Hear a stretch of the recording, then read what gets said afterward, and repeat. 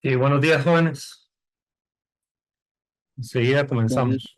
Buenos días, buenos Guillermo. días. Buenos días, Inge. Buenos Y días. así es. Buenos días, jóvenes.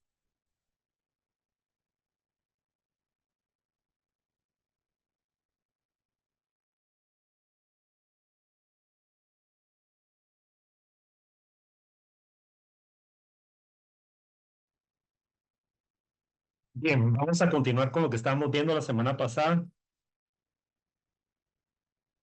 Entonces, estábamos con esto de las funciones de aproximación o la manera de aproximar. Habíamos realizado este ejemplo, que era una aproximación nodal, ¿verdad? A partir de una aproximación no nodal. Vimos cómo se hacía esa transformación para llegar a estas funciones de forma, ¿verdad? En las que cada una de ellas tendría un subíndice y este subíndice denotaría una asociación con un determinado nodo. En ese nodo, el valor de la función sería 1 y en todos los demás nodos sería 0, ¿verdad? En ese 1, por ejemplo, es 1 en el nodo 1 y es 0 en todos los demás nodos, ¿verdad? Lo mismo para n sub 2, que es 1 en el nodo 1, perdón, aquí es el nodo 1, aquí, y 0 en todos los demás, ¿verdad?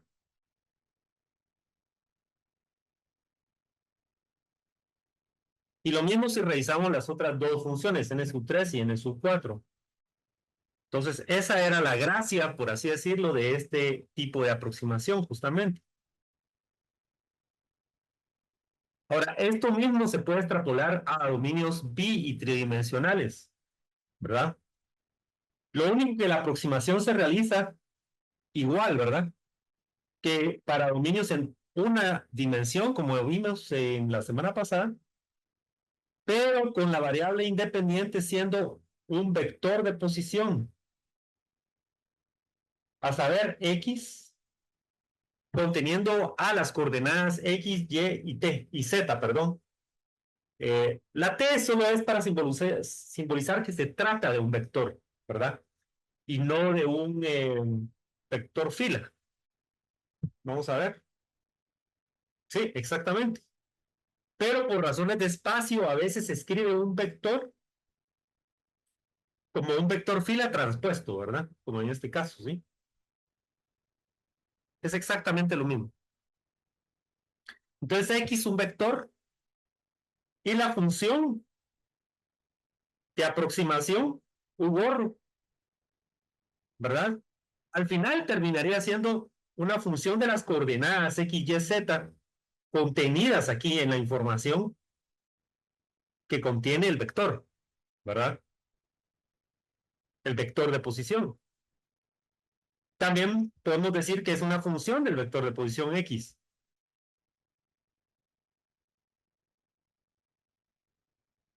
Y de la misma forma que como para una dimensión, tendremos un cierto conjunto de funciones, P1, P2, hasta llegar a P sub n, que serán función justamente de la posición, ¿verdad?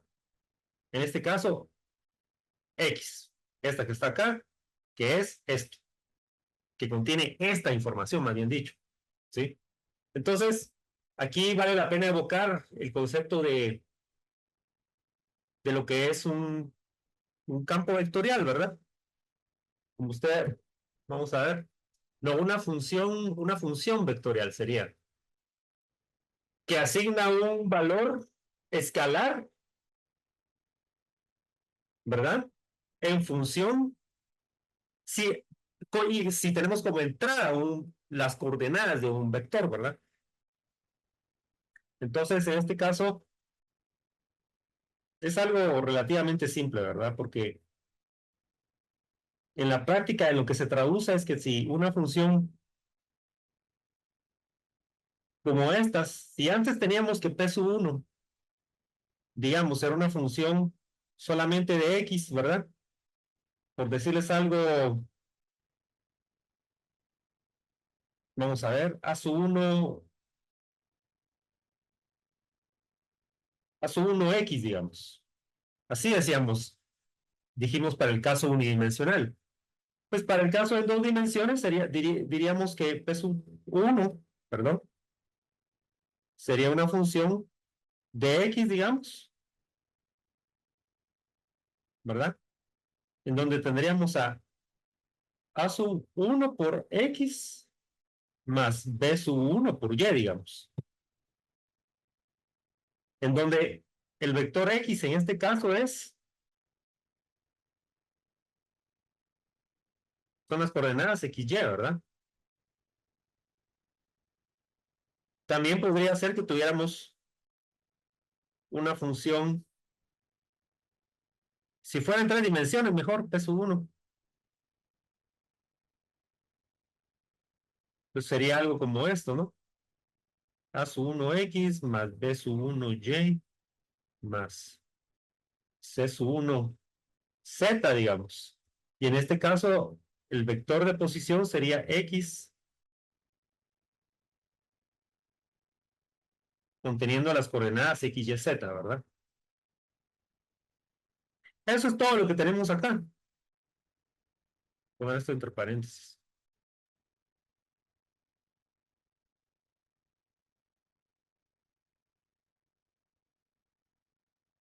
Eso sería lo que representarían estas funciones, ¿verdad?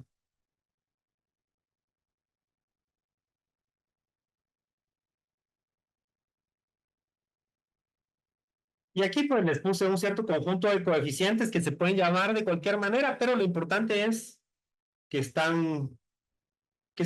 ven diferenciados. En este caso, por ejemplo, el formato es que se tiene un coeficiente por cada una de estas funciones. Entonces, en este caso, sería todavía más simple la cosa porque, por ejemplo, aquí sería A sub 1 por, de hecho, sería así, ¿ven? Esta sería una forma, pero también la forma que está expresada aquí sería esta, ¿ven? A sub 1 por X más Y, digamos. Siempre X siendo las coordenadas X, Y, ¿verdad? Y aquí, igual, A sub 1 por X más Y más Z, ¿verdad? Es decir, ni siquiera es necesario usar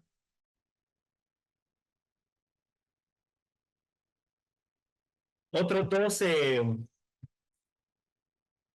coeficientes diferentes para las variables Y en este caso y Z para este caso, ¿verdad?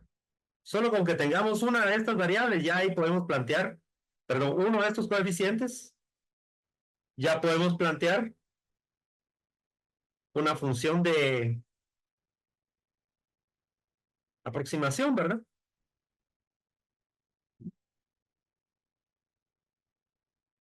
Entonces, esta sería una forma bien simple de plantear ese, esta aproximación. Entonces, aquí tendríamos esta forma de aproximación. Entonces, al final esto lo podemos encapsular, digamos, también en un vector fila que contiene a estas funciones, ¿verdad? Entonces, eso sería Px, digamos, en donde P conjunta estas funciones que, nos, que cada una de ellas retorna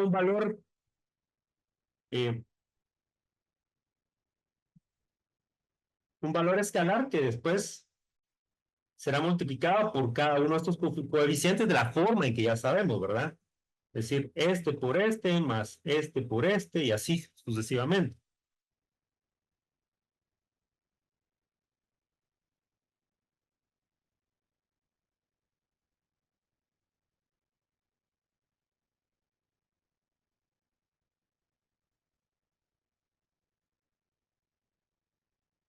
Ahora bien, eso sería para una aproximación no nodal. Si lo quisiéramos hacer utilizando una aproximación nodal, sería en este formato, ¿verdad? Siempre la aproximación con una función al final de las coordenadas x, y, también lo podemos expresar como una función de el vector de posición, sería igual a un conjunto de funciones, ¿verdad? De forma n1, n2 hasta n sub n, multiplicando a un conjunto de valores nodales, u barra 1, u barra 2, hasta u barra n. ¿Sí? Y esta es la forma en cómo trabajamos, a lo que llegamos más bien, solo que para el caso unidimensional, en la clase pasada, ¿verdad? Y aquí tenemos que conjuntadas a todas estas funciones de forma, ¿verdad? Que ahora sí son funciones de un vector, pero en realidad son funciones de las coordenadas encapsuladas en ese vector, o contenidas más bien en ese vector, ¿verdad? Entonces, n por u bar, esa sería la forma de una aproximación nodal ya en dos o tres dimensiones. Ahora, pues, se recuerdan que habíamos estado diciendo que todas estos formatos eran de aproximación eran válidos. En realidad, todas estas funciones eran válidas para todo el dominio, pero aquí ya nos tenemos que ir aproximando a algo más cercano a lo que se utiliza en elemento finito. Y esta es la aproximación local. Entonces, en problemas en los que la geometría ya es más complicada, ¿verdad? Más compleja, o la variación de las características de los materiales, o las condiciones de frontera, ya no permiten describir el dominio completo mediante funciones matemáticas simples, ¿verdad? Ya sea para una aproximación eh, no nodal o por una aproximación nodal,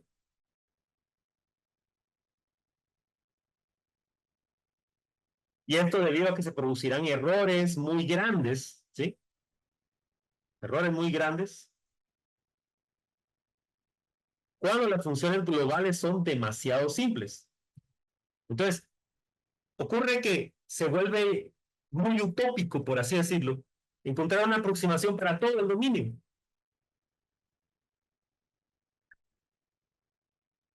El error tiende a volverse muy grande. Y para la mayoría de aplicaciones de ingeniería eso no es aceptable. Entonces, en estos casos es mejor describir al dominio del problema, que lo simbolizamos con esta letra omega, ¿verdad? En subdominios, omega e. Y en este caso ya va a ser posible proponer soluciones simples para cada subdominio.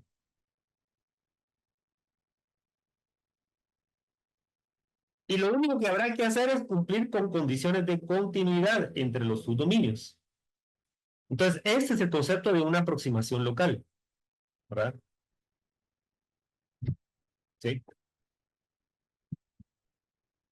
Entonces, una aproximación para cada subdominio.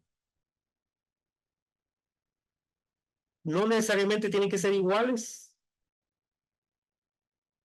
las aproximaciones, digamos, para todo el dominio, sino que un tipo de aproximación para cada subdominio. Y lo único que con lo que tenemos que cumplir es con la continuidad entre los subdominios. Entonces utilizaremos esta simbología, ¿ven? Ya les dije, ¿verdad? Omega sería todo el dominio. Omega E sería eh, un determinado subdominio, ¿verdad? Y aquí lo único que estamos diciendo es que la unión de todos los subdominios, la unión de cada subdominio E, ¿verdad? Simbolizada por ese símbolo, nos da el dominio total, digamos.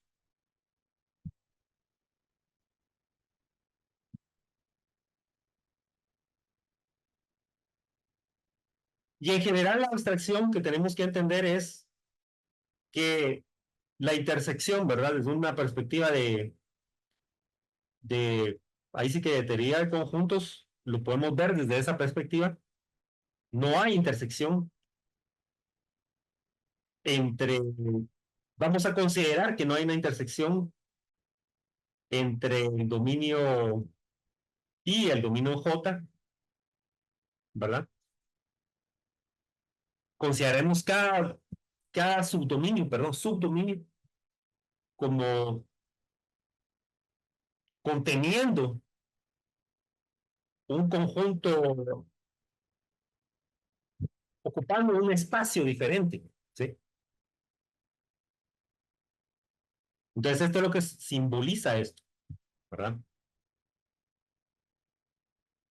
Que no hay intersección. Podríamos pensar en los nodos como una intersección entre el dominio I y el dominio J, digamos, si son colindantes, por decirlo así. Pero lo que tenemos que pensar es en el espacio que representa, el espacio que representan tal vez sí. Sin embargo, desde una perspectiva de aproximación, cada subdominio tiene su aproximación, ¿sí? Eso es lo que se está diciendo acá.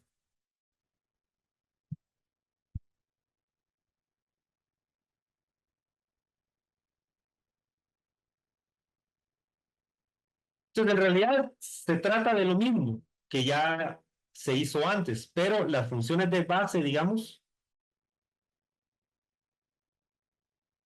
si se trata de funciones de base, utilizando polinomios, digamos, como lo hicimos en las clases anteriores, o con funciones de interpolación, o de forma, ¿verdad? N.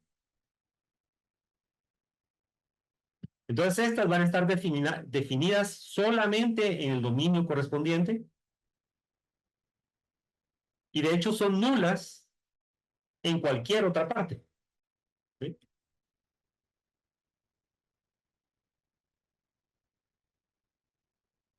Entonces, esa es la abstracción que tenemos que entender.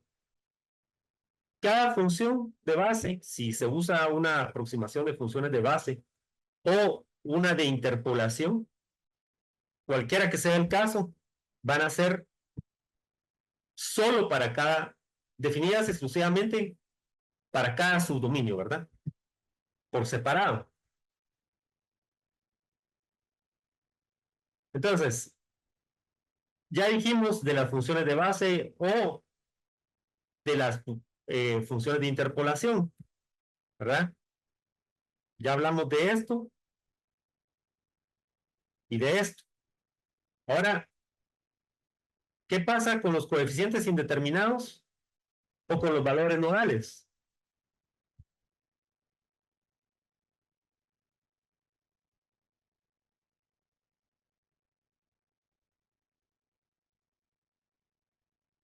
Entonces, son empleados para la aproximación local, ¿verdad?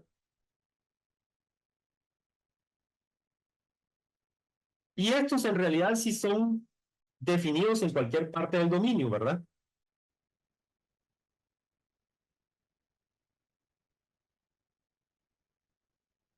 ¿Cómo quedaría ese formato? Si fuera una aproximación local no nodal, entonces ya tendríamos los polinomios o los funciones base.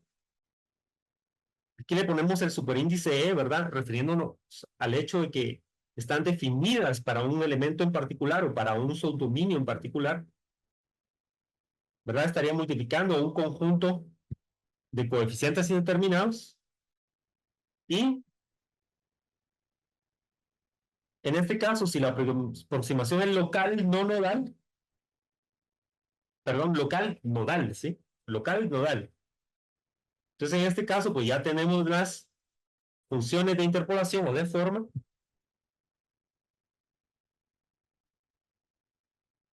denotándolas con este superíndice E, que indican que son válidas solo para un determinado subdominio, ¿verdad?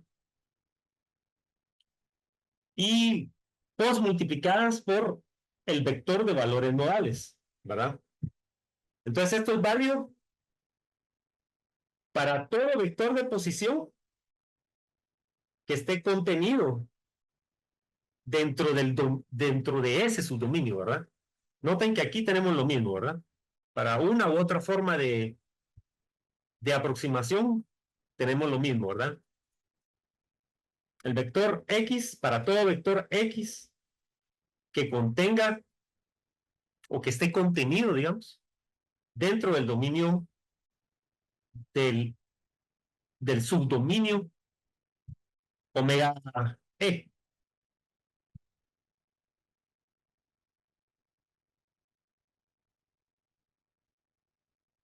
Y finalmente, digamos, ya con más rigor, digamos, o con el rigor necesario, que es una aproximación por elementos finitos.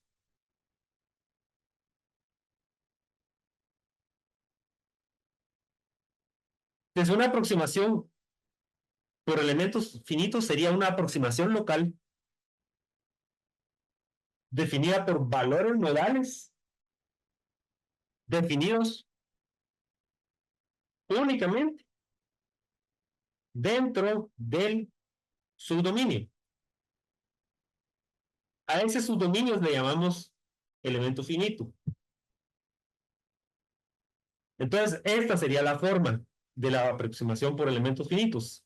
Nuestra función de aproximación, función de un vector de posición, sería un conjunto de funciones de forma enlistadas en un vector fila, ¿verdad? Que son válidas solo para ese subdominio y pues multiplicadas por un vector que contiene los valores nodales solo de ese subdominio, es decir, solo de ese elemento finito, ¿verdad? Entonces, esa era la diferencia con este otro tipo de aproximación que estábamos viendo, en la que este planteamiento anterior es casi el mismo, solo que aquí se utilizaban todos los valores nodales de todo el dominio, y aquí estos coeficientes eran válidos para todo el dominio y no solo para el subdominio. En cambio, aquí ya llegamos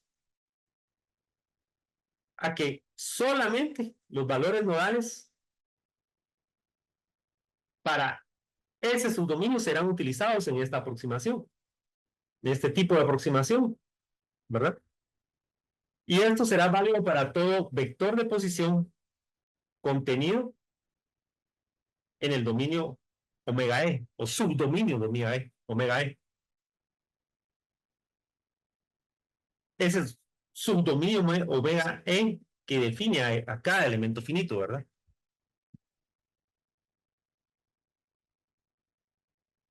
Entonces, esta es finalmente la forma, por así decirlo, o el formato, si ustedes quieren, de una aproximación de elementos finitos, ¿verdad?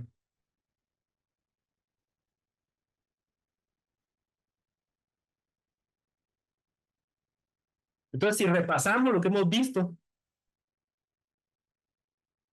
formas de aproximación que habíamos dicho que teníamos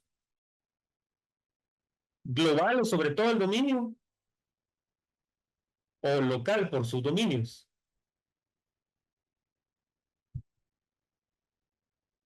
Dentro de las formas globales, sobre todo el dominio, teníamos con coeficientes indeterminados o con valores nodales.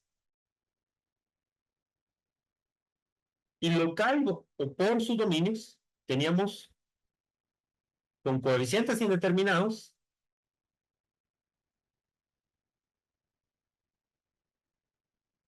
con valores nodales en todo el dominio y con valores modales solamente en el subdominio. Y esto es el método de elementos finitos, ¿verdad?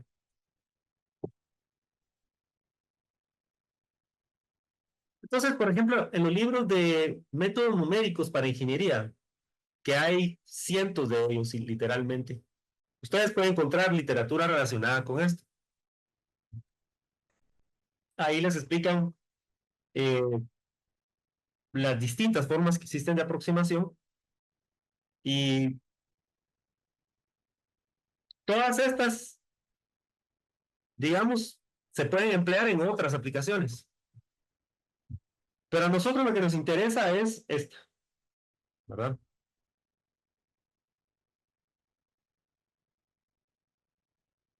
Entonces, podemos hacer este ejemplo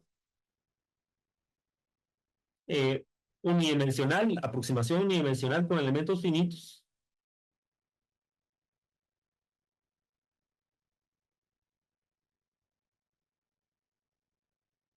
Entonces, hagamos de cuenta que tenemos aquí, bueno, siempre, ¿verdad? Esta sería nuestra variable independiente, esta sería nuestra variable dependiente, ¿verdad?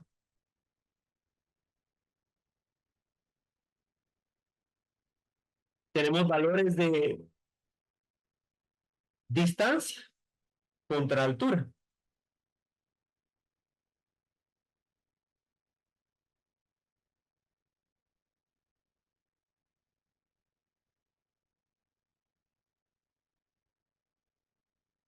Entonces, la idea es encontrar una aproximación por elementos finitos que emplea aproximaciones lineales en cada elemento.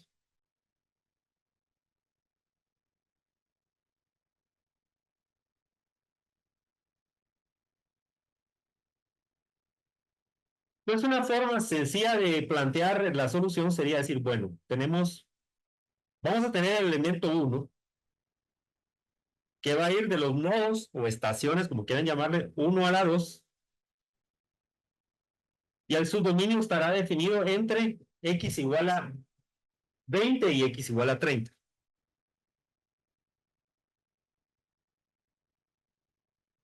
Un segundo elemento que va de la estación 2 a la 3,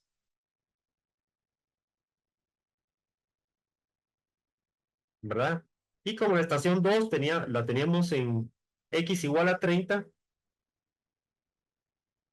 y la estación 3 la teníamos en x igual a 70, pues decimos que el subdominio está definido entre x igual a 30 y x igual a 70. Y lo mismo para un tercer elemento, ¿verdad? Que iría a las estaciones 3 a la 4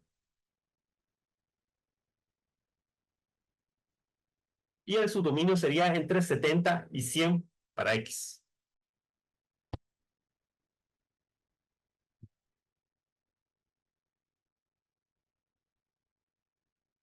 Entonces, obviamente tenemos valores de altura. H gorro sería nuestra altura aproximada. Entonces, ese sería un formato de interpolación lineal, ¿verdad?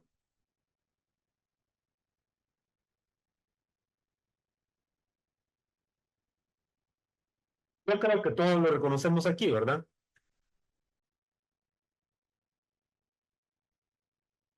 El cambio en la altura, podríamos decir, delta y, sería esto. Es igual a la pendiente por el cambio en x, ¿verdad? Ahora, esto, digamos, lo podemos expresar en términos de los valores nodales de esta forma. Agarramos esta y la despejamos, es decir, eh,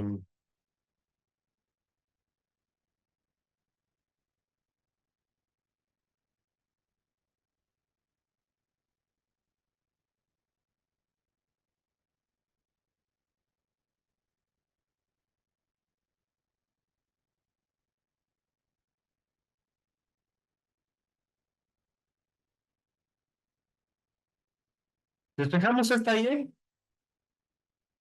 ¿verdad? Si quieren lo hacemos acá para que quede más claro.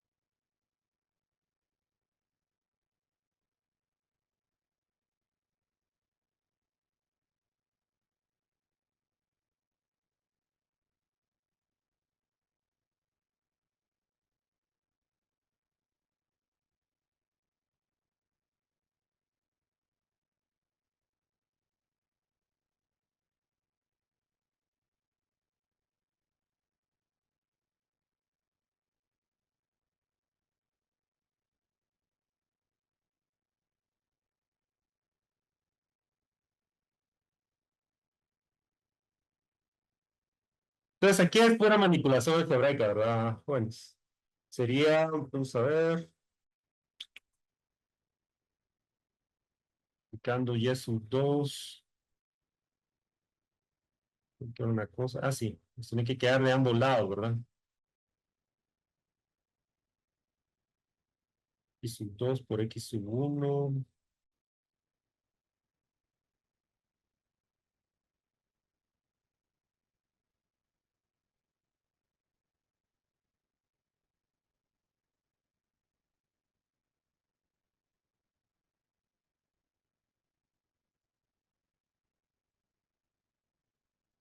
damos, quede 2 por x sub 2.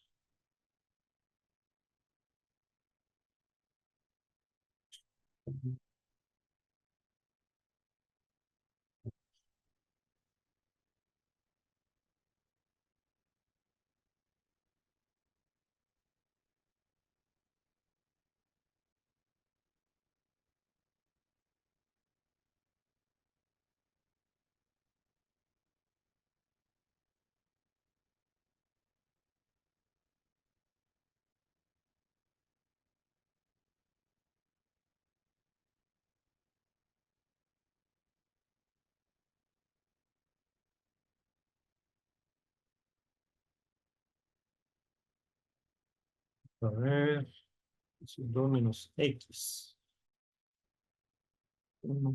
Si tenemos que multiplicar todo por x por sub 2 por menos x sub 1, ¿verdad? Primero multiplicamos y sub 2 por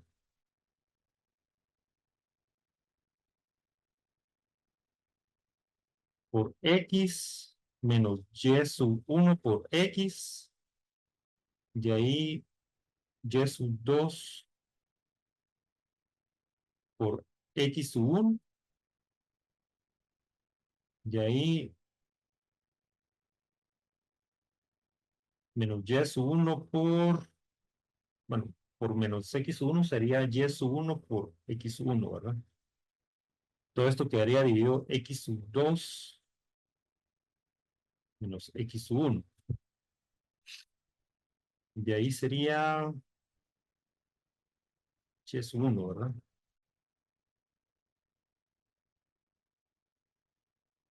De ahí, vamos a ver. De ahí sería de agrupar términos, ¿verdad? Los que están multiplicando a y sub 1 y los que están multiplicando a y sub 2, ¿verdad?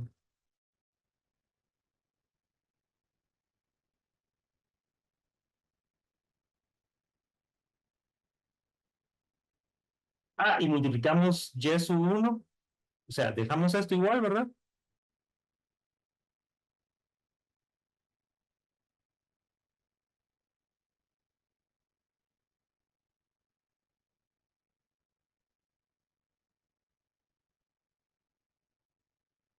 Y sub 1 por x sub 2 menos x sub 1, ¿verdad? Dividido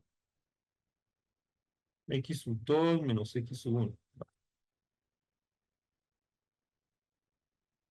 De ahí,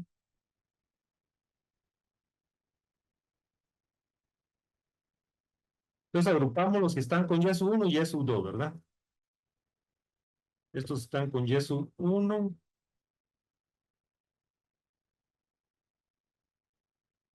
Para que nos quede más claro, vamos a hacerlo así. Vamos a agarrar esto aquí. Vamos a copiar. Solo editamos este. Y sub 1 por x sub 2 menos y sub 1 por x sub 1. Ah, ahí está. Entonces agrupamos los que están con y sub 1.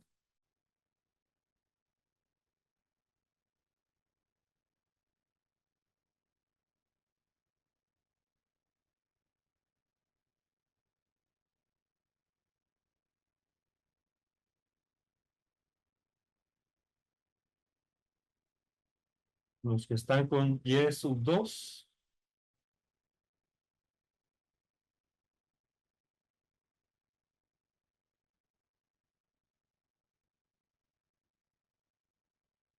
También está con y sub 1, ¿verdad? Y,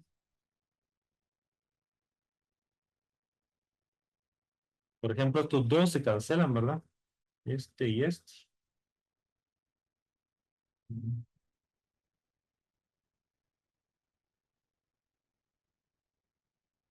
Y entonces ya nos queda, digamos, si agarramos este de acá, sería y sub 1 por x sub 2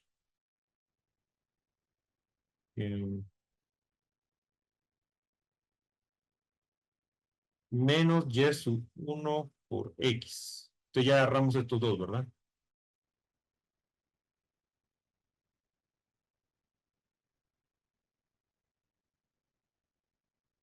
Va. Y ahora nos quedaría y sub 2 por x. Y agarramos este. Y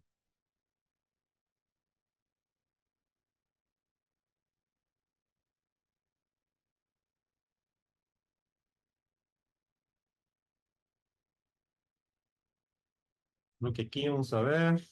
Este es negativo, jóvenes. Este de acá es negativo. Vamos a ver.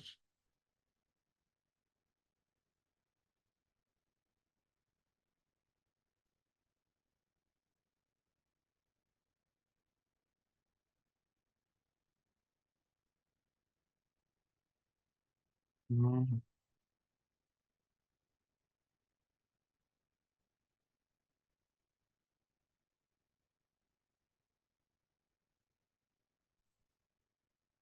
Sacamos este era aquí con este de acá, va, ah, no, y ahí fue este con ahí está,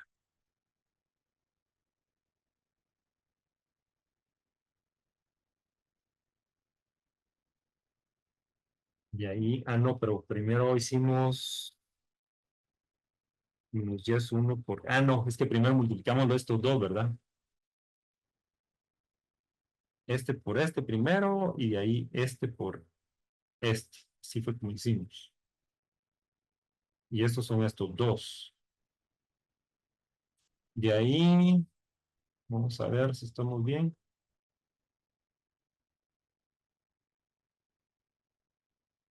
hicimos este con este con este. Ahí está. Este es, ¿verdad? Sí, era negativo.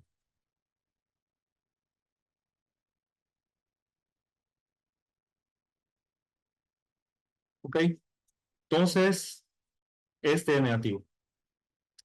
Va, entonces ahí nos queda ya y sub 2 por x menos y sub 2 por x sub 1. Sería este. ¿Va? Y esos serían los cuatro términos. Todo esto dividido x sub 2 menos x sub 1. Entonces ahí Si ya ordenamos, digamos, ya nos queda esa expresión de acá,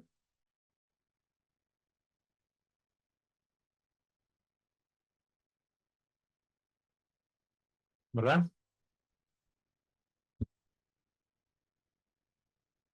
Entonces sería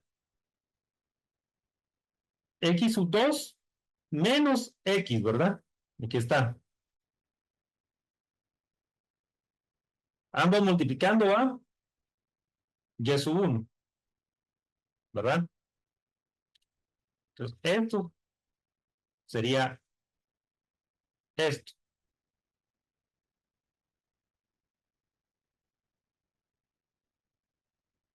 Y x menos x sub 1, aquí está, por y sub 2, aquí está. Todo dividido x sub 2 menos x sub 1. Entonces, esa sería la expresión que tenemos aquí,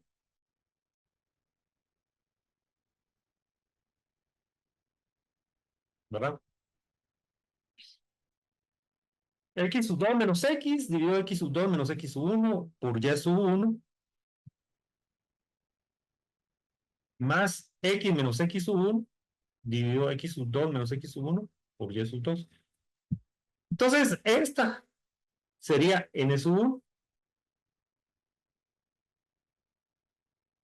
esta sería n sub 2.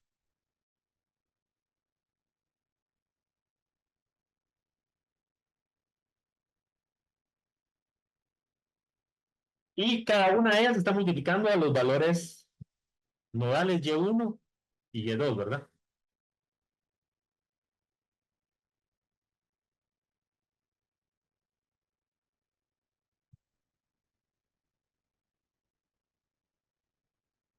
Entonces, luego lo que hay que hacer es sustituir, digamos, y por h gorro, ¿verdad? O sea, solo para darle nombre, un nombre apropiado a la aproximación.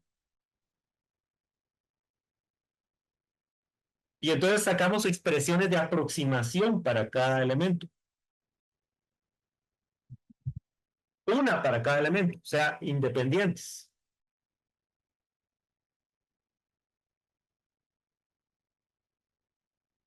Entonces, esta es la explicación extendida, ahí se las voy a dejar.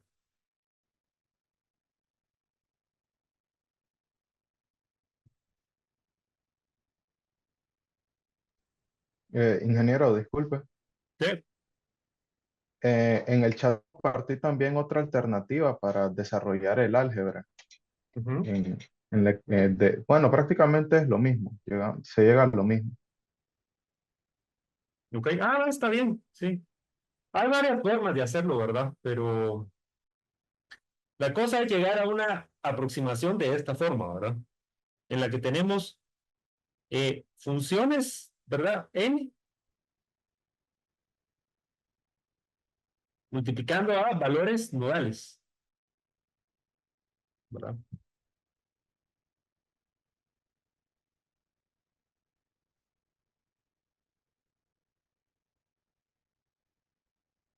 De ahí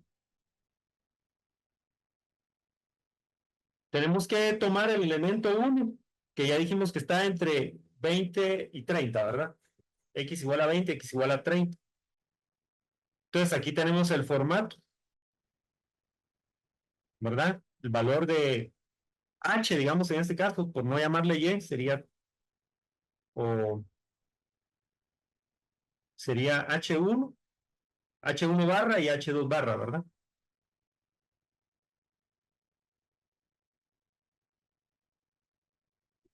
Entonces H1 barra era 0, ¿verdad?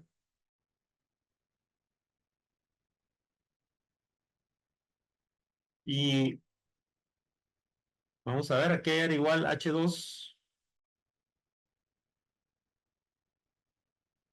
5, ¿verdad?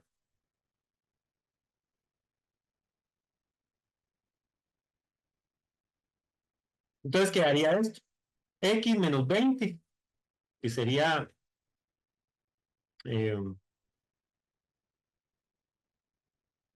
el valor de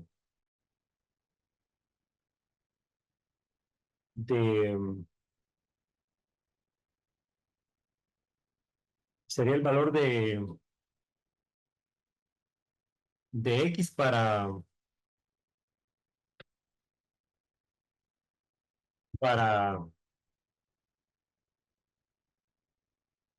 para el segundo nodo, ¿verdad? O para el primero más bien. Dividió la diferencia, el delta X, por así decirlo, que sería 30 menos 20, ¿verdad? Que sería 10. Entonces sería X menos 20 por 5.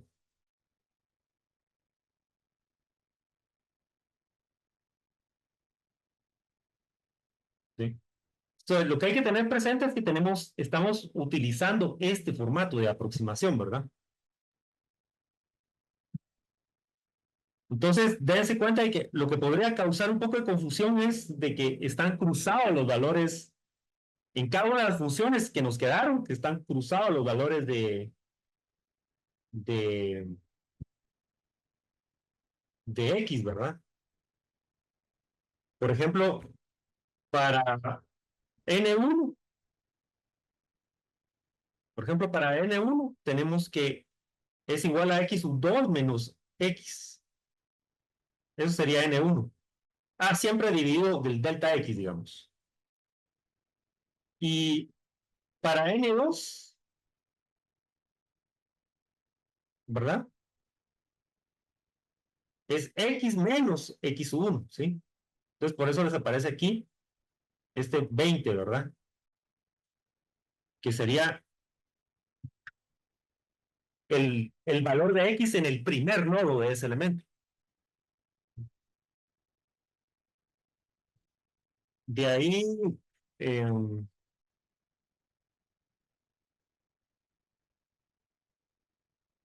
esta sería la función.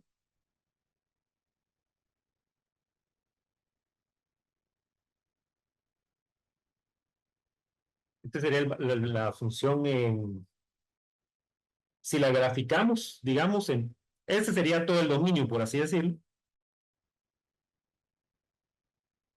Todo ese sería el dominio completo, ¿verdad? Por decirlo así, este sería omega, y este de aquí para acá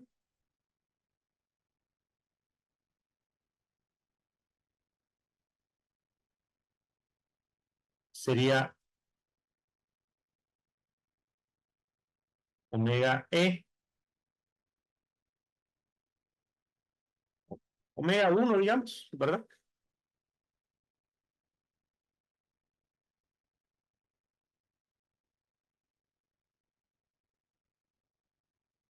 Entonces, por ejemplo, en X igual a 30, ¿verdad? ¿Qué valor tendría H? H gorro.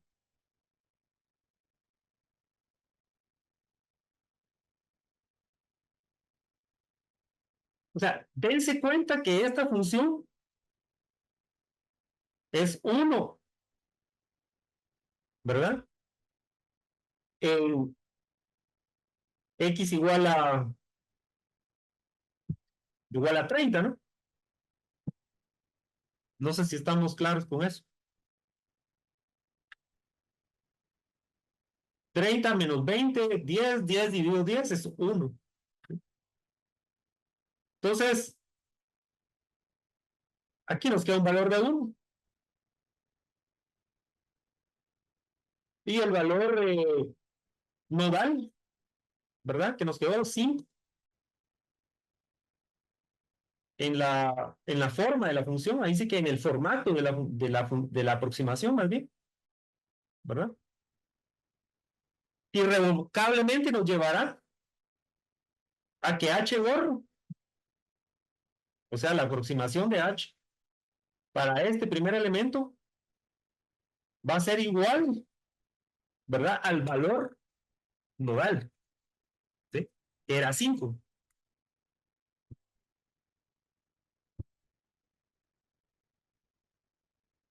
Si vamos al segundo elemento, que está definido entre x igual a 30 y x igual a 70, ¿verdad? Va, entonces, esta sería la forma de aproximar, ¿verdad? Este sería x sub 1, este sería, perdón, x sub 2, este sería x sub 1, ¿verdad?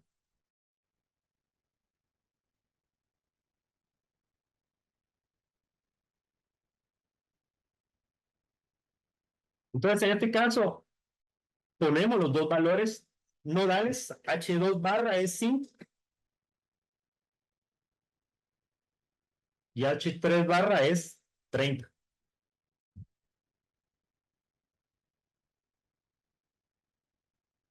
Si ustedes hacen cálculos, bueno, esta sería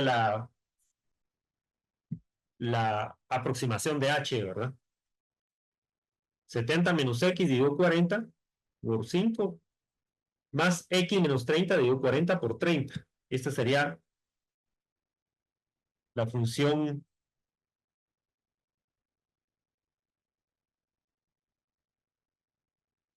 N1 para el elemento 2. Es que hay que ponerles, perdón, esos no se los había puesto. ¿A qué elemento nos estamos refiriendo, verdad? N1 para el elemento 2 y N2 para el elemento 2, ¿verdad?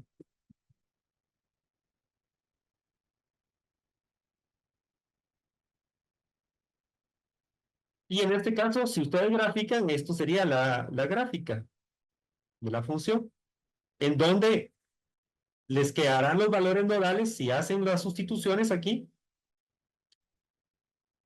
Por ejemplo, en x igual a 30, esto es 0.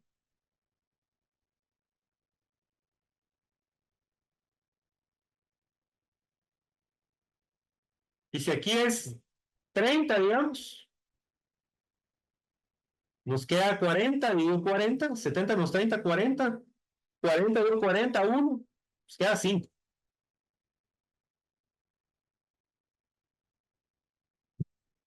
Es decir, el valor nodal. Y si hacemos esa misma sustitución en,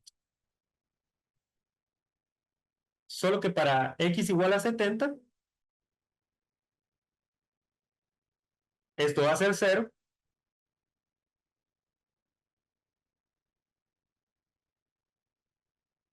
esto va a ser 1,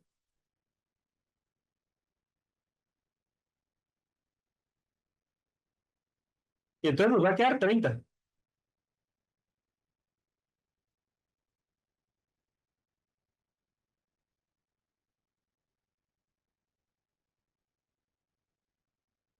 No sé si ya va cobrando forma este tema.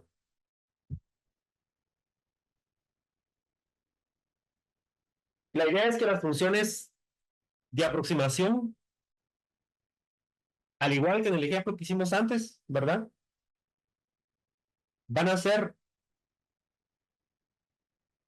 por ejemplo, n sub 1 para el nodo 2 y n sub 1, perdón, para el elemento 2 y n sub 2 para el elemento 2. N sub 1 va a ser, en el nodo 1 del elemento 2 va a ser 1, acá, ¿verdad?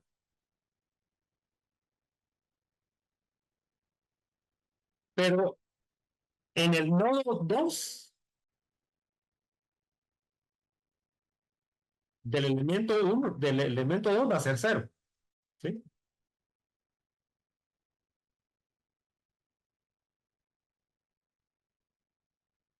Y lo mismo para esta segunda función de forma, ¿verdad? En esos 2, para el elemento 2 va a ser 1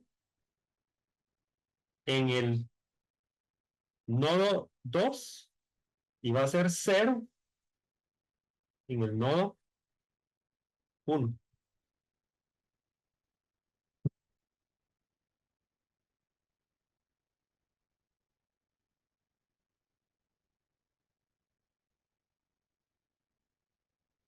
Lo cual no significa que el valor de h gorro va a ser cero, ¿verdad? Porque tenemos la otra función que va a estar aportando. Es decir, es lo mismo que teníamos en el ejemplo anterior, realmente, si se dan cuenta, ¿verdad? ¿Se acuerdan que dijimos que la función es, por ejemplo, la función n1 en el nodo 1 era 1 y en todos los demás nodos era 0? La función 2 era 1, en todos los demás era no, 1 en el nodo 2 y 0 en todos los demás nodos. La función 3, n3, 1 en el nodo 3, 0 en todos los demás nodos, ya sí. Es exactamente lo mismo lo que tenemos acá. Solo que aquí lo estamos haciendo una función para cada elemento,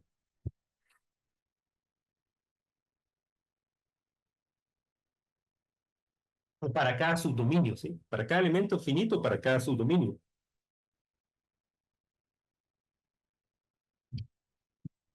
De ahí, el elemento 3, lo mismo. Entre 70 y 100, valores de X. Aquí está la aproximación de H gorro, 100 menos X. Para H3, premultiplicando al valor nodal H barra 3, y X menos 70, premultiplicando al valor H barra 4, todas dividido por delta X, que es 100 menos 70. H barra 3 es el valor nodal, ¿verdad? En el nodo 3, que es 30, y H barra 4 es el valor nodal en X igual a 100, que es el nodo 4, que es 15.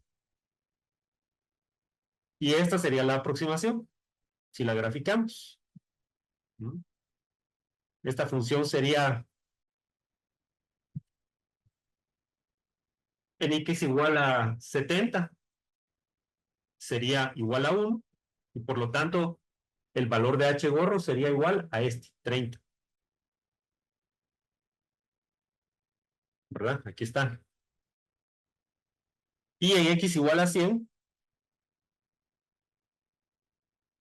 esta función sería 1,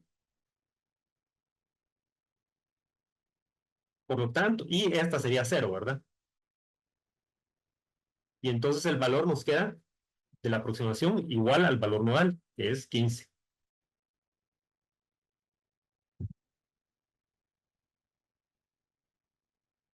Entonces esa sería una aproximación ya uniendo todo, o sea, uniendo los tres elementos, ¿verdad?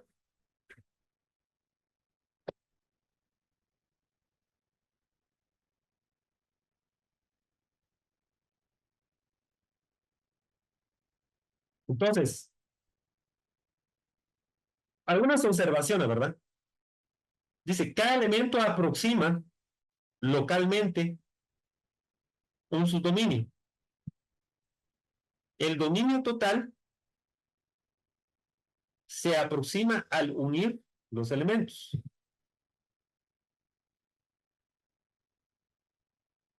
La única condición de continuidad que se necesita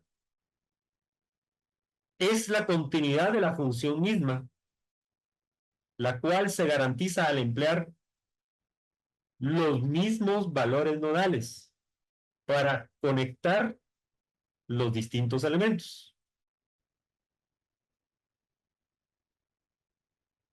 Entonces aquí hay una continuidad en cuanto a los valores que aproxima la función. Alguien me podrá decir, sí, pero no hay una continuidad en cuanto a que, bueno, qué sé yo, tal vez una noción de una función más que aproxime de manera más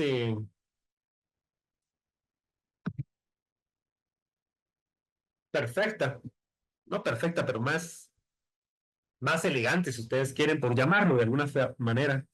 sería una función como esta, ¿no? Perdón, eso no tiene nada de elegante.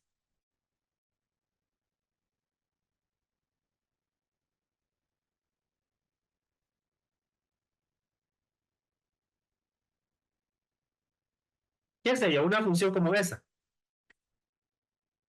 Bueno, pero entonces ahí habría una aproximación también en cuanto a, tal vez a la primera derivada de la aproximación y a la segunda derivada también, ¿verdad? Probablemente. O sea, eso también lo vamos a ver. En este caso, solo estamos diciendo que el valor de la función misma, en la aproximación del valor entre elemento a elemento, en los nodos hay continuidad, porque es el mismo valor que se aproxima para este elemento uno y para este elemento 2 es el mismo valor que se aproxima en este nodo, que es en el cual comparten, digamos. Es el mismo valor.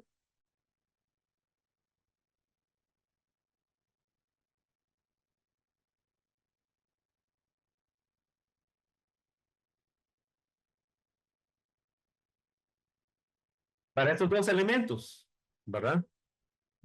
Aunque la,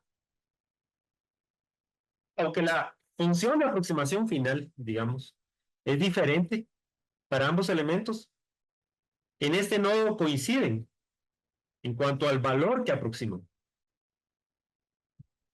que es 30, digamos.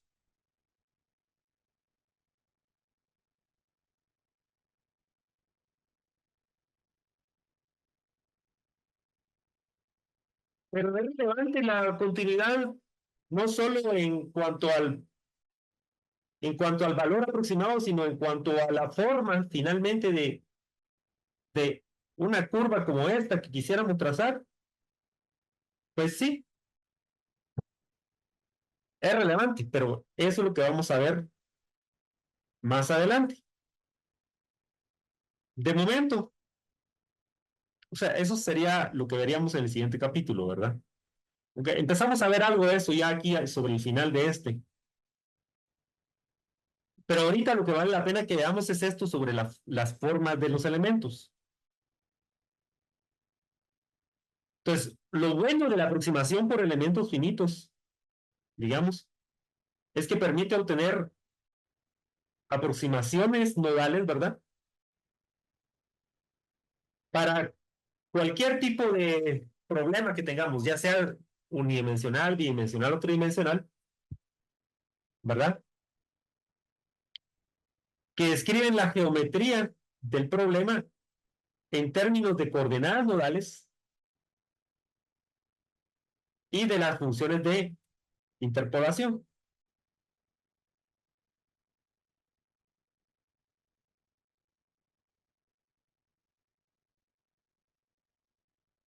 Entonces, parte del problema es aproximar la geometría, de hecho, ¿sí?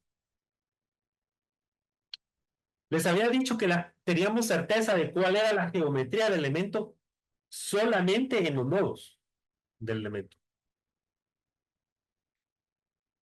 De la misma manera en que en el problema anterior y en todos los problemas que hemos visto, tenemos certeza de los valores del campo investigado. En el caso de lo que hemos visto hasta el momento ha sido mayormente problemas bien sencillos relacionados con alturas, digamos. Valores de X, bueno, una altura. Bueno, certeza de qué valores son reales del campo aproximado solo en los nodos tenemos. Pero también una cuestión que suena un tanto paradójica, pero es así, es el hecho de que certeza de la geometría como tal, solo tenemos también en los valores nodales, ahí donde definamos nodos. Entonces también parte del problema es aproximar la geometría.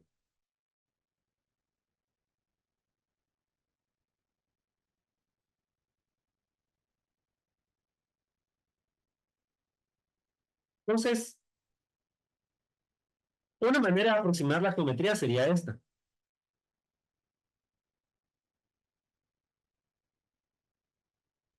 Decimos que las coordenadas X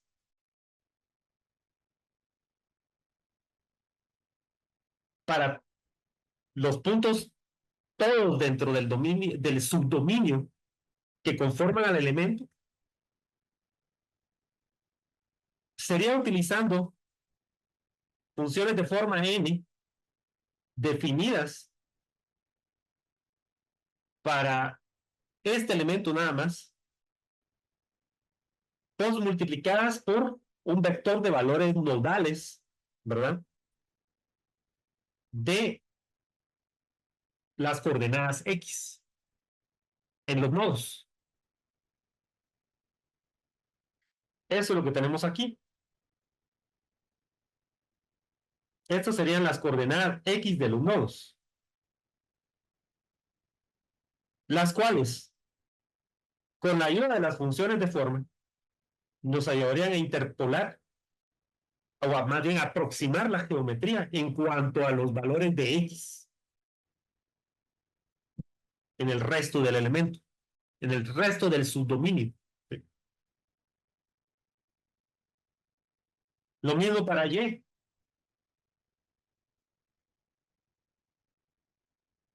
Los valores de Y en los nodos sería Y borro para este elemento, los valores de Y para los nodos de este elemento, al ser premultiplicadas por este conjunto de funciones de interpolación, nos servirían para aproximar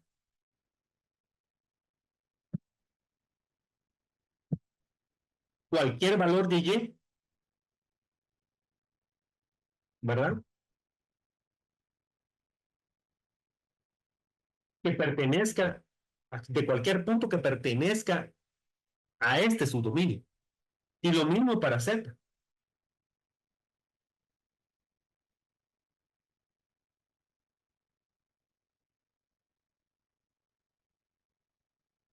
Los valores nodales premultiplicados por un vector fila de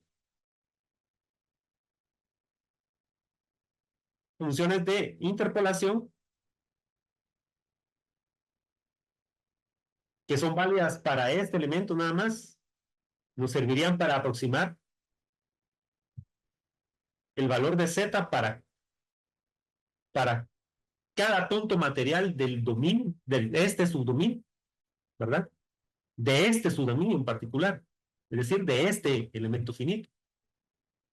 Entonces, esta es la forma de aproximar X, Y y Z, que si se dan cuenta sigue teniendo un formato muy similar a lo que estábamos viendo antes para aproximar el campo investigado.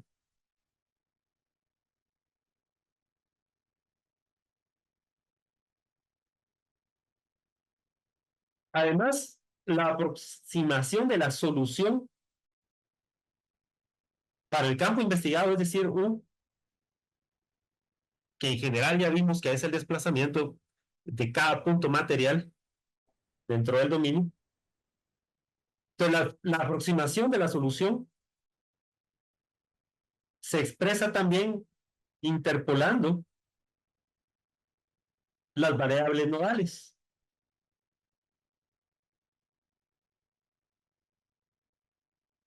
Es decir, el vector, Ingeniero, disculpe. perdón, solo déjame terminar. eh, U ok. barra para cada elemento. Esto mediante las funciones de interpolación que las vamos a denotar aquí como n, en este caso como m, ¿sí? Estamos haciendo una distinción entre las funciones de interpolación para el campo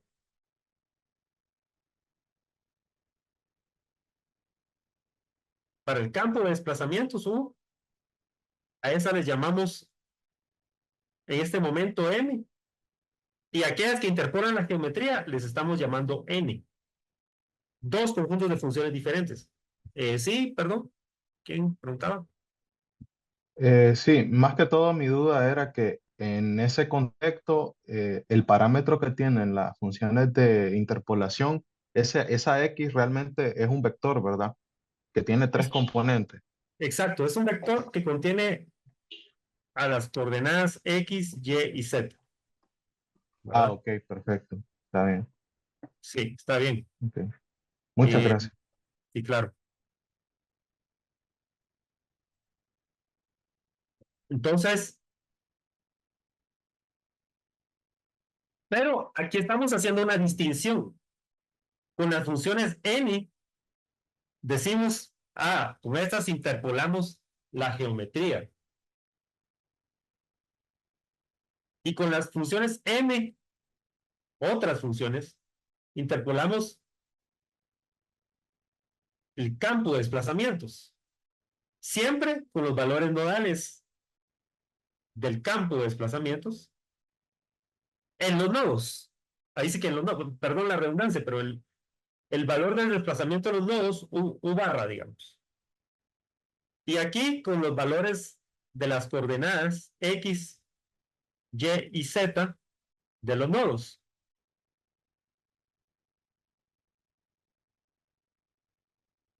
Entonces decimos que estas dos funciones, n y m, no son necesariamente las mismas. Incluso el número de nodos podría incluso ser diferente para interpolar el campo de, para interpolar la geometría y para interpolar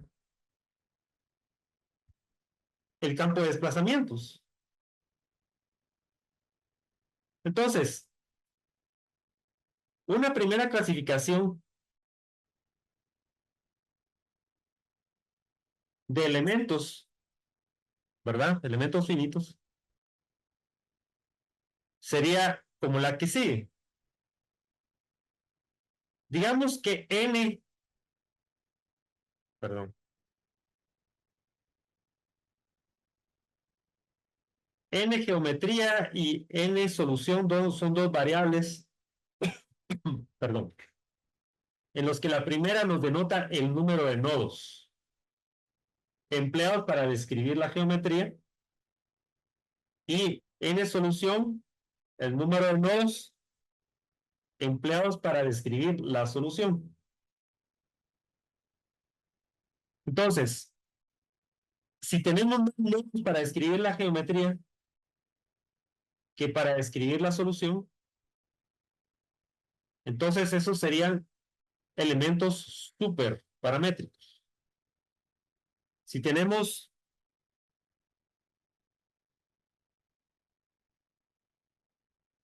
menos nodos para describir la geometría que para describir la solución, esos serían elementos subparamétricos.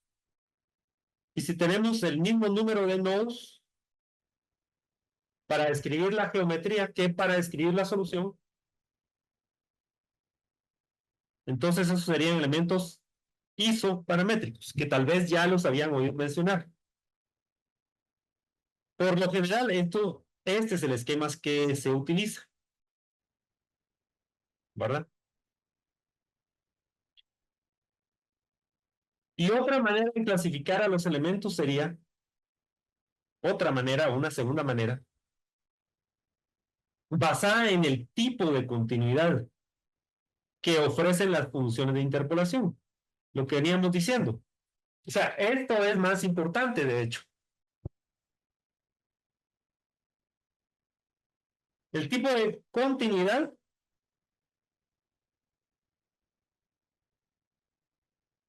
a través de las fronteras de los elementos.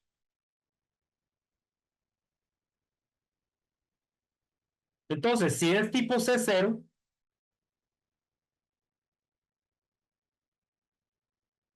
es como la que estábamos viendo en el ejemplo último, ¿verdad? Solamente se requiere continuidad de la función misma. Si es del tipo C1, entonces implica continuidad de la función y de sus primeras derivadas.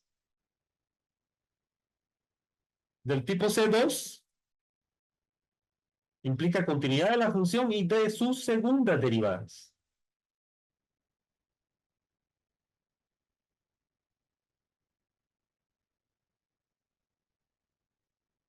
Y obviamente la elección de este tipo de continuidad siempre va a ser en función del tipo de problema que se esté abordando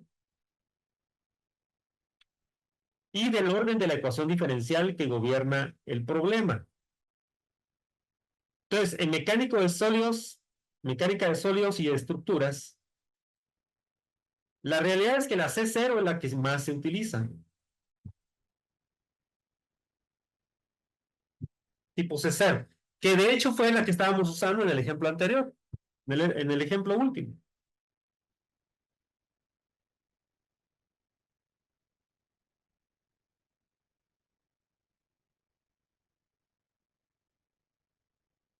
Entonces, en estos casos, los valores nodales de la función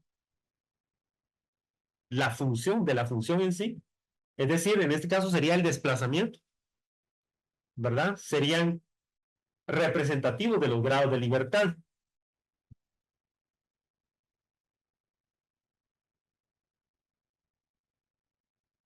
Si usáramos una eh, continuidad C1,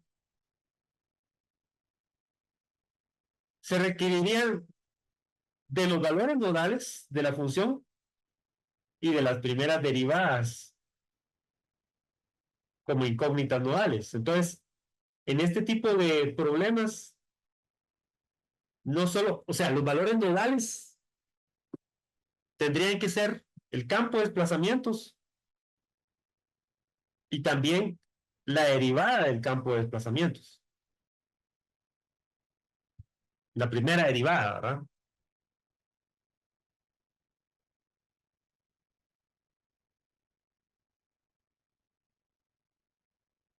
Entonces, mientras mayor,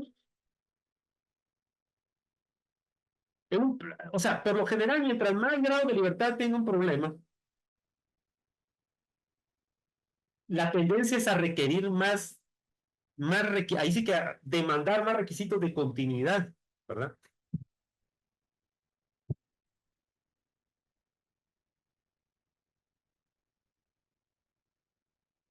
Entonces, por ejemplo, si agarramos elementos barra, por lo general vamos a tener continuidad del tipo C0, ¿verdad?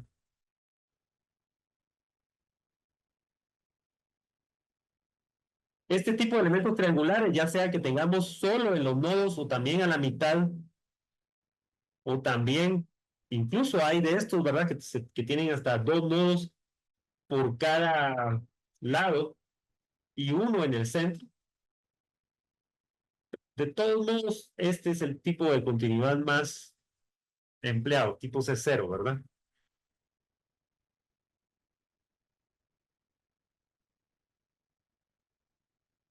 Todos estos utilizan continuidad tipo C0, ¿verdad?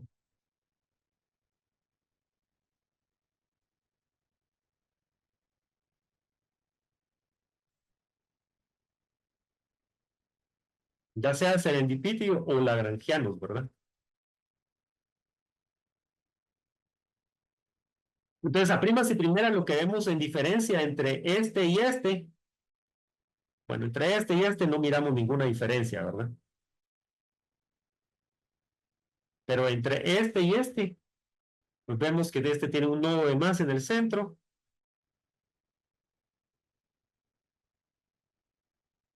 y este pues hasta tiene, la diferencia entre estos dos más bien sería que hasta se pueden definir nodos interiores, ¿verdad? Al igual que acá, ¿verdad?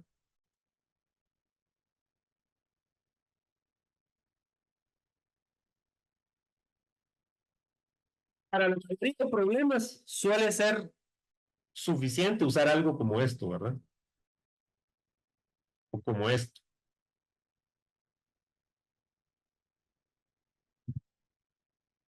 Y el tipo de continuidad C0 es el que más se usa como por ende, ¿verdad? Ahora, también aquí hay otros con elementos que tienen continuidad del tipo C0, ¿eh? Si nos vamos a tres dimensiones, ¿verdad? El tetraedro, el elemento cuña, el hexaedro. En general utilizan funciones de interpolación lineales.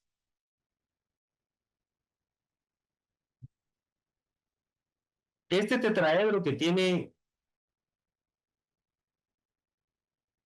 aquí se me fue un nodo, ¿verdad? Lo borro para que no se consumen. Este tetraedro que tiende a tener nodos a la mitad, ¿verdad?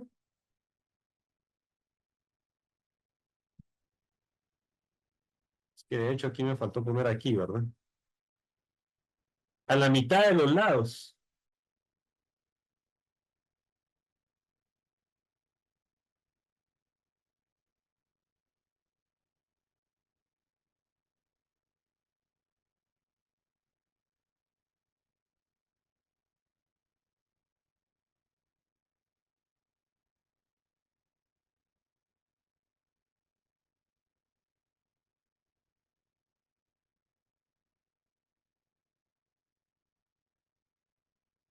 Elementos como este, tipo cuñas, estos son usados en mecánica de sólidos en problemas en tres dimensiones, ¿verdad?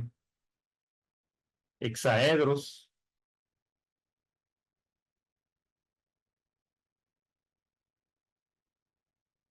son problemas tipo C0, siguen siendo T0. Y de hecho, los que tenemos C1, problemas tipo con continuidad C1, irónicamente, elementos que parecieran más simples, si ustedes quieren, así quisieran decirlo, en realidad desde la perspectiva de continuidad son más complejos. Los elementos tipo viga en el plano utilizan continuidad C1. Es decir, no solo se necesita el campo de desplazamientos en el vector nodal, sino también su primera derivada respecto de alguna de las variables espaciales.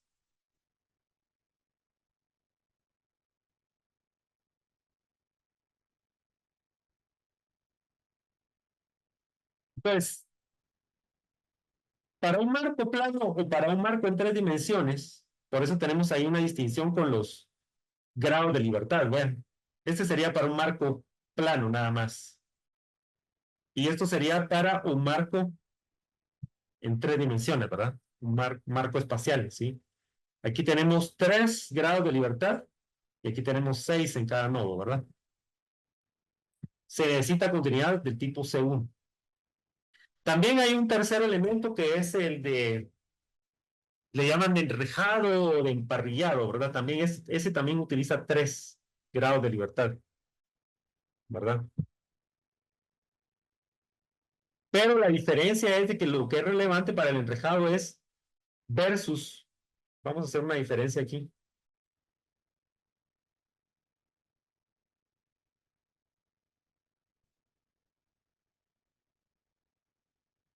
Para el enrejado o emparrillado, como quieran llamarle, si bien los dos versus el de marco, ¿verdad? Enrejado o emparrillado versus marco, ambos tienen 3 grados de libertad en cada nodo.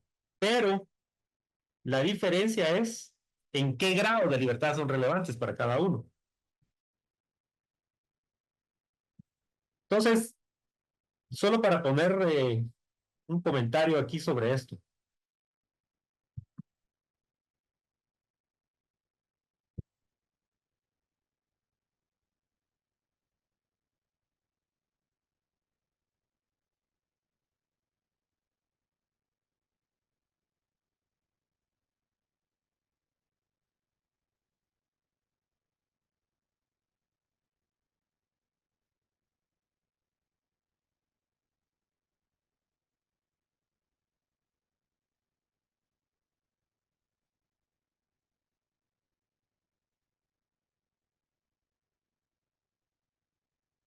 Bueno, este sería un marco en dos dimensiones.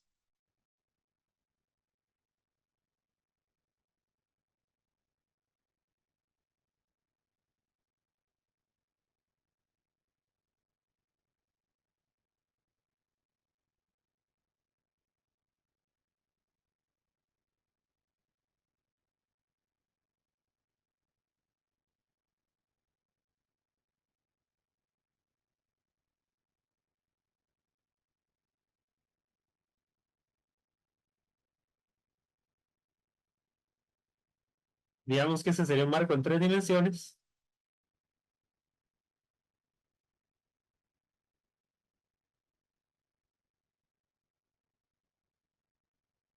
Y este sería, en algunos problemas, este tipo de elemento puede ser relevante, ¿verdad?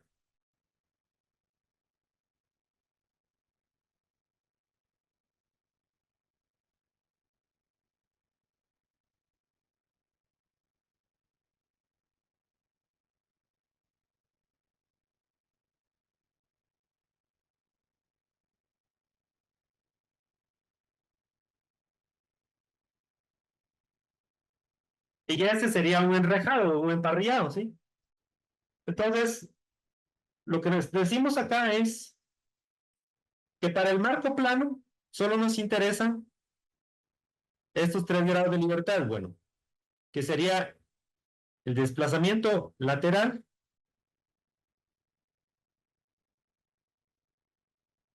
desplazamiento vertical, un momento.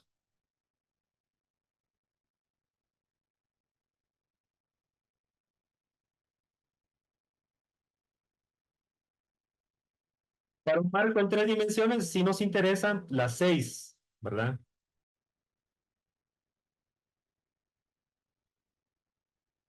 Los 6 grados de libertad.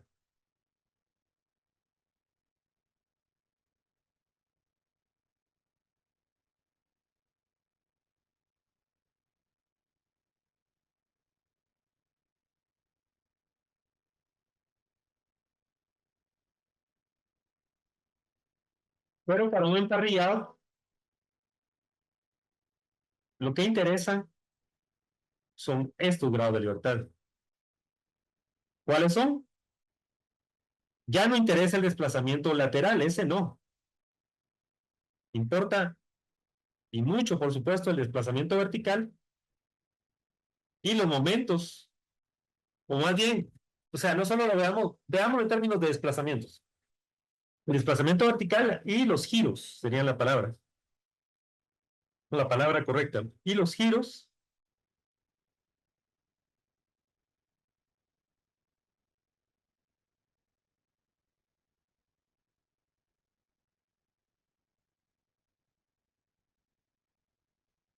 ¿verdad? En ambas direcciones, ¿no? Eso para cada grado de libertad. Entonces hay programas de elementos finitos donde esto es relevante. Le dicen, bueno, ¿qué tipo de elemento va a ser este? Probablemente si ustedes solo están analizando un sistema de piso, este sea el tipo de elemento a utilizar, un tipo de elemento emparrillado o enrejado.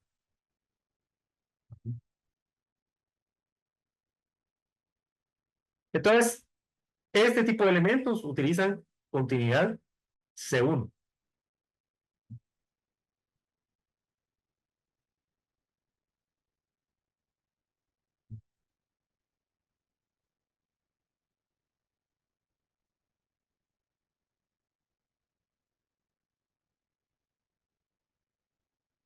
No sé si se entiende todo esto, joven.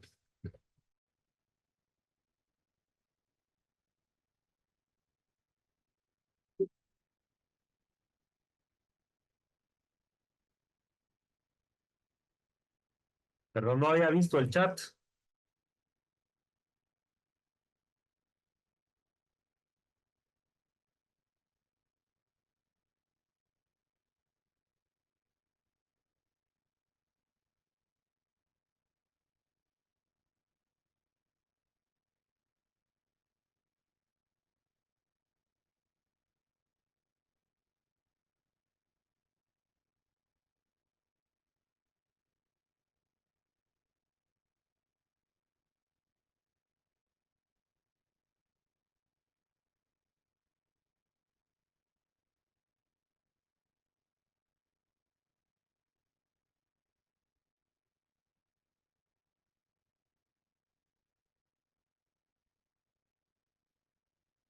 Vamos a ver.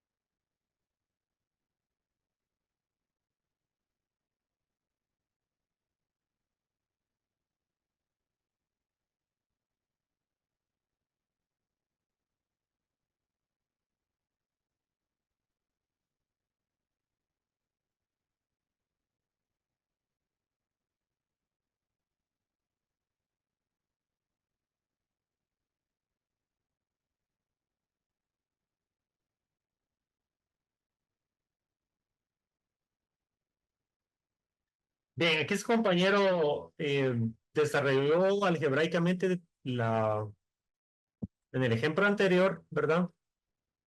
Una manera de llegar también a la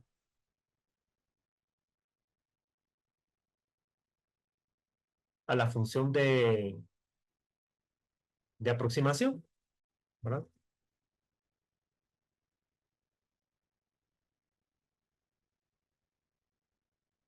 Entonces también eso así lo pueden hacer, ¿verdad? O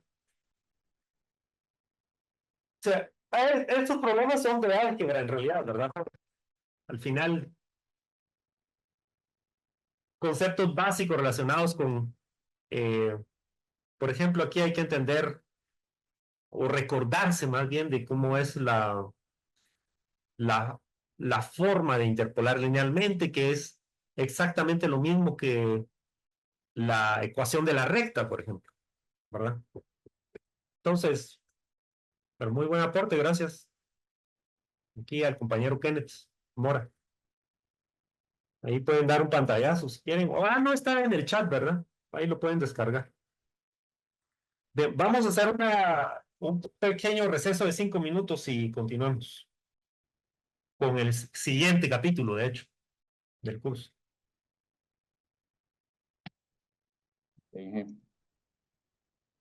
¿Perdón? Copiado, Inge, copiado. Ok. 5 minutos.